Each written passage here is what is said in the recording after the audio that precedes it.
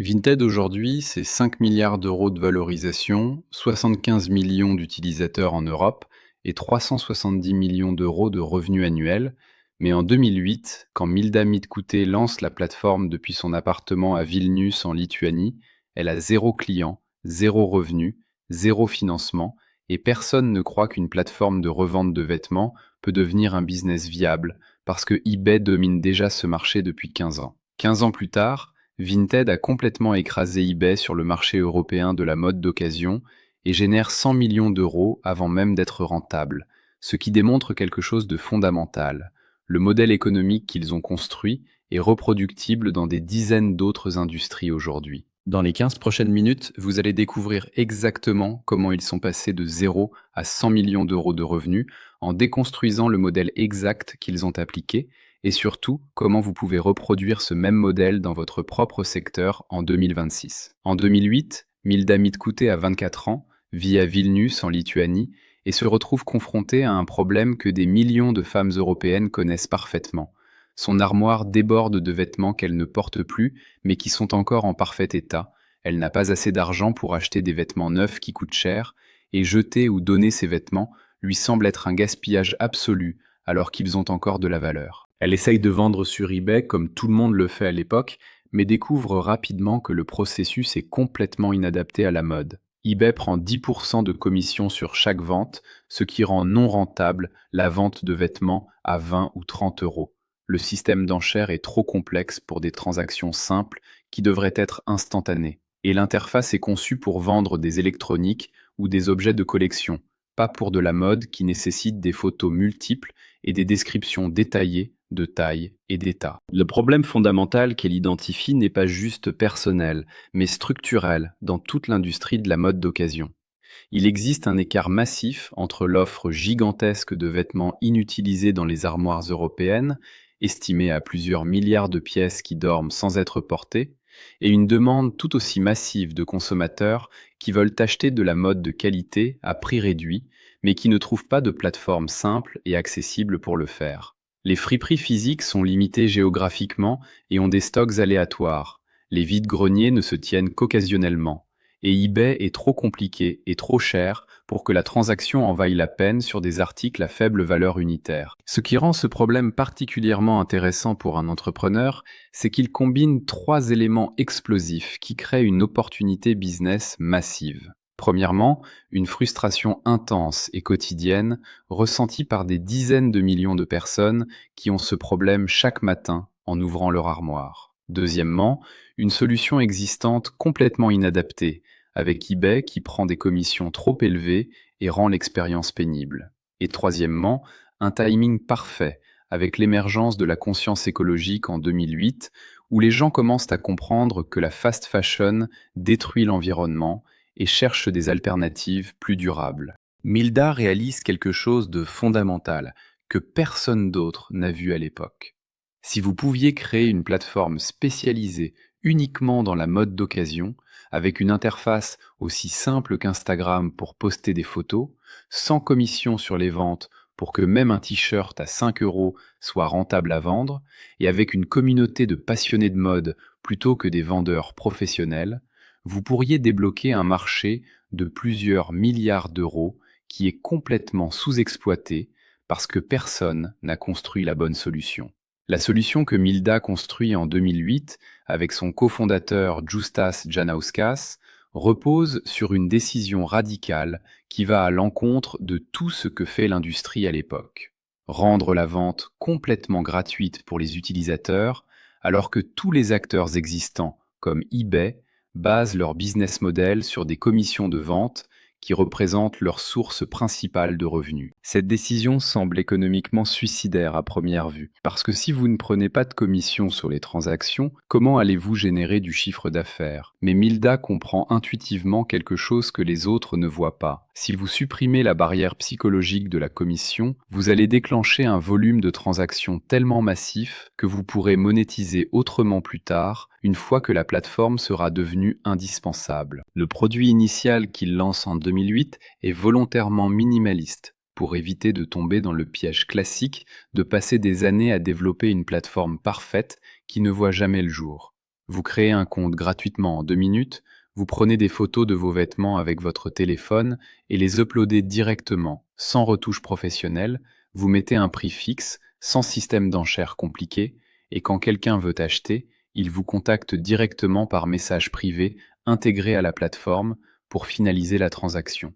L'interface est inspirée des réseaux sociaux, avec un feed vertical où vous scrollez les articles disponibles, exactement comme vous scrollez Instagram, ce qui rend l'expérience addictive et naturelle, contrairement à eBay, qui ressemble à un catalogue ennuyeux des années 90. Le deuxième pilier de leur solution est de construire une communauté plutôt qu'une marketplace transactionnelle froide, en encourageant les utilisateurs à créer des profils personnalisés, à suivre leurs vendeuses préférées comme sur un réseau social, à échanger des messages sur les styles et les tendances, et à partager leurs meilleures trouvailles avec leurs amis. Cette dimension communautaire transforme complètement la dynamique psychologique. Au lieu de se sentir comme un vendeur anonyme sur eBay qui essaye de fourguer de la marchandise, vous vous sentez comme quelqu'un qui partage sa garde-robe avec des personnes qui ont les mêmes goûts que vous et qui vont apprécier vos vêtements autant que vous les avez appréciés, ce qui crée un engagement émotionnel beaucoup plus fort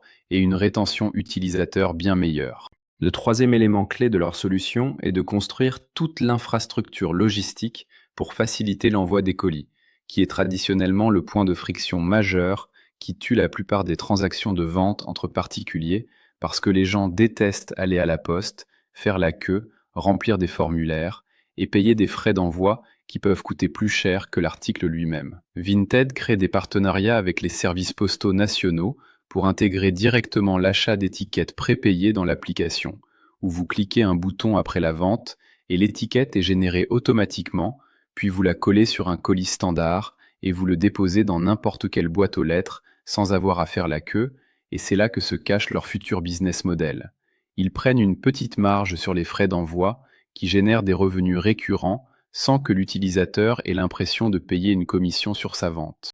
Cette combinaison de gratuité pour vendre, simplicité Instagram-like pour poster, dimension communautaire pour créer de l'engagement et infrastructure logistique intégrée pour éliminer les frictions crée un produit qui résout parfaitement le problème initial que Milda a identifié et qui est radicalement différent de tout ce qui existe sur le marché à l'époque. Le lancement en 2008 en Lituanie se fait sans aucun budget marketing parce qu'ils n'ont levé aucun financement, ce qui les force à être créatifs et à miser entièrement sur la croissance organique par bouche à oreille.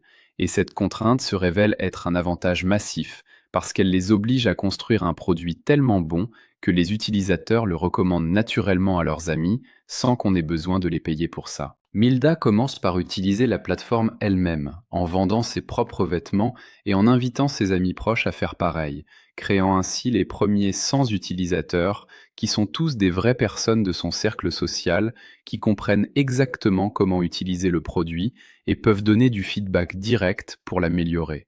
Ce qui déclenche vraiment la croissance exponentielle en Lituanie, c'est l'effet réseau viral inhérent au modèle. Quand vous vendez un vêtement sur Vinted et que l'acheteuse reçoit son colis et est satisfaite, elle se dit naturellement qu'elle aussi a des vêtements à vendre dans son armoire, et elle devient à son tour vendeuse. Puis ces acheteuses deviennent vendeuses à leur tour, créant une boucle virale où chaque transaction génère de nouveaux utilisateurs actifs sans qu'il y ait besoin de publicité payante. En 2 ans, Vinted atteint 100 000 utilisateurs en Lituanie uniquement par croissance organique, ce qui représente un pourcentage significatif de la population féminine du pays et démontre que le product market fit est absolument parfait. La décision stratégique cruciale qu'ils prennent en 2010 est de ne pas essayer d'être rentable immédiatement, mais au contraire, de lever des fonds pour financer une expansion agressive en Europe, parce qu'ils comprennent que dans un business de marketplace avec effet de réseau, le winner takes all et celui qui atteint la masse critique en premier dans chaque pays verrouille le marché pour les décennies à venir. Ils lèvent leur première série A de plusieurs millions d'euros et commencent à se déployer pays par pays en utilisant exactement la même stratégie de croissance organique. Ils lancent dans un nouveau pays, identifient les early adopters qui sont des passionnés de mode et d'écologie, les transforment en ambassadrices qui invitent leurs amis, et laisse l'effet réseau viral faire son travail pendant qu'ils optimisent le produit pour les spécificités locales. Ce qui est fascinant dans leur approche, c'est qu'ils acceptent de perdre massivement de l'argent pendant 8 ans consécutifs, de 2008 à 2016, sans générer aucun revenu significatif, investissant chaque euro levé dans la croissance utilisateur et l'amélioration produit plutôt que dans la monétisation, parce qu'ils savent que dans un business de marketplace, la valeur est dans la taille du réseau, pas dans les revenus à court terme. Pendant que leurs concurrents essayent d'être rentables rapidement en prenant des commissions élevées qui limitent la croissance, Vinted sacrifie délibérément la rentabilité pour maximiser le nombre d'utilisateurs actifs, et cette stratégie patient long terme paie massivement quand ils atteignent la masse critique en Europe. Le basculement vers 100 millions d'euros de revenus se produit entre 2016 et 2019, quand ils introduisent leur modèle de monétisation définitif après 8 ans de construction de la base utilisateur.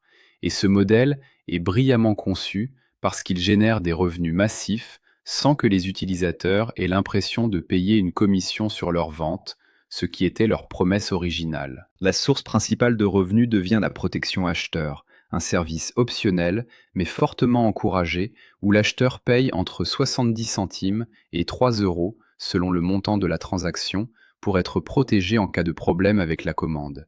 Et comme 90% des acheteurs choisissent cette protection par peur de se faire arnaquer, Vinted génère des revenus sur quasiment toutes les transactions sans techniquement prendre de commission sur la vente elle-même. La deuxième source de revenus vient de la marge qu'ils prennent sur les frais d'expédition intégrés dans la plateforme, où ils négocient des tarifs de gros avec les services postaux nationaux grâce à leur volume massif de colis, puis revendent ces étiquettes aux utilisateurs avec une petite marge qui s'accumule sur des millions de transactions mensuelles. Le génie de ce modèle est qu'il aligne parfaitement les intérêts de toutes les parties. Les vendeurs ne payent rien pour lister et vendre leurs articles, donc ils postent massivement. Les acheteurs payent une petite protection qui les rassure et rend la transaction plus sûre. Et Vinted génère des revenus récurrents sur chaque transaction sans jamais toucher au prix de vente qui reste intégralement pour le vendeur. L'expansion géographique s'accélère massivement entre 2016 et 2020, quand ils déploient dans tous les grands marchés européens en utilisant une stratégie de localisation profonde plutôt que de simple traduction. Ils adaptent l'interface aux spécificités culturelles de chaque pays, créent des partenariats avec les services postaux locaux pour intégrer l'envoi dans l'app et construisent des équipes locales qui comprennent les nuances du marché de la mode dans chaque région. La France devient rapidement leur plus gros marché avec plus de 15 millions d'utilisateurs actifs, suivi par l'Allemagne, l'Espagne et le Royaume-Uni, et cette expansion européenne leur permet d'atteindre 50 millions d'utilisateurs en 2020, ce qui génère un volume de transactions absolument massif. Le moment où ils franchissent définitivement le cap des 100 millions d'euros de revenus annuels se situe autour de 2019-2020.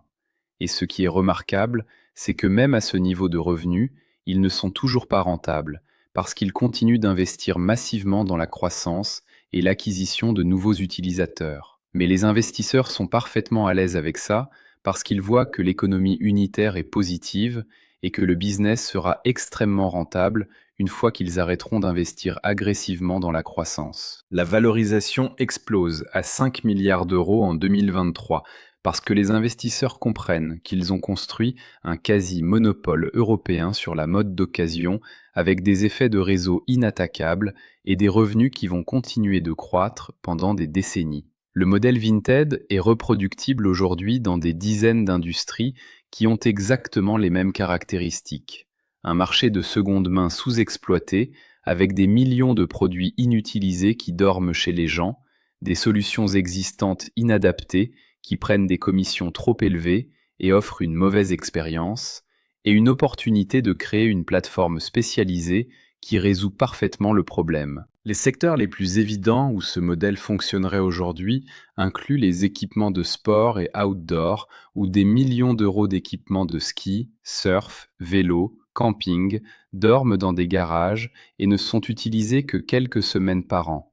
Les instruments de musique et équipements audio, où les gens achètent des guitares ou des synthés, puis les abandonnent après quelques mois. Les équipements de bébés et enfants, où les parents ont des tonnes de matériel qui ne sert que quelques mois avant que l'enfant grandisse. Les livres techniques et universitaires qui coûtent des centaines d'euros neufs mais ne servent qu'un semestre. Et les équipements de jardinage et bricolage qui prennent de la place dans les garages et ne servent que quelques fois par an. Pour reproduire le modèle en 2026, vous devez appliquer exactement la même formule. Choisissez une catégorie verticale spécifique plutôt que d'essayer de concurrencer le bon coin sur tout. Rendez la vente gratuite pour éliminer la barrière psychologique et déclencher un volume massif. Construisez une interface ultra simple inspirée des réseaux sociaux pour que poster un article prenne 30 secondes. Créez une dimension communautaire avec des profils et des follow pour que les gens s'engagent émotionnellement. Intégrez toute l'infrastructure logistique pour éliminer les frictions d'envoi. Acceptez de perdre de l'argent pendant plusieurs années pour construire la base utilisateur avant de monétiser. Et une fois que vous avez atteint la masse critique, introduisez des services à valeur ajoutée comme la protection acheteur ou des abonnements premium qui génèrent des revenus sans casser la promesse de gratuité. Le timing est parfait en 2026 parce que la conscience écologique est encore plus forte qu'en 2008. Les gens sont encore plus sensibles au prix à cause de l'inflation et les technologies no-code permettent de construire une marketplace fonctionnelle en quelques semaines sans lever de fonds, ce qui rend cette stratégie accessible même avec un budget limité si vous êtes prêt à accepter la patience et la vision long terme qui ont fait le succès de Vinted. Vinted a mis 15 ans à passer de 0 à 5 milliards d'euros en appliquant un modèle simple mais exécuté parfaitement. Identifier un problème massif, sous-exploité, construire une solution radicalement meilleure que l'existant, accepter de perdre de l'argent pendant des années pour construire le réseau, puis monétiser intelligemment une fois la masse critique atteinte. Si cette déconstruction vous a ouvert les yeux sur comment construire une marketplace qui peut valoir des milliards en partant de zéro, abonnez-vous au livre du millionnaire, où on déconstruit les modèles exacts des entreprises qui dominent et on vous montre comment les reproduire. Dites-moi en commentaire quel secteur vous pensez être le prochain Vinted et quel produit sous-exploité dort dans vos placards en ce moment. Rendez-vous très bientôt pour la prochaine déconstruction.